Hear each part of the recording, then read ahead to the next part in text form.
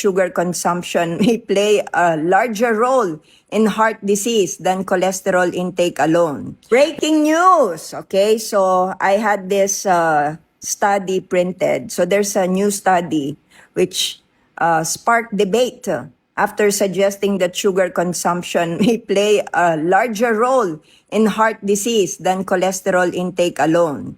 Researchers look at dietary patterns and health outcomes and found stronger links between high sugar intake and inflammation, weight gain, and metabolic issues that are known risk factor for heart disease. Okay?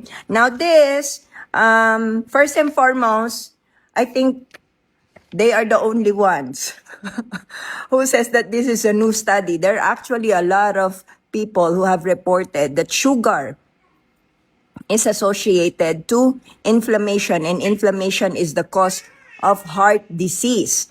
And I think for those people who have a high cholesterol, I think the high cholesterol in the body is a signal that there's so many inflammation going on inside the body, because those cholesterol, they are important in patching those inflamed or damaged blood vessel. What do you think?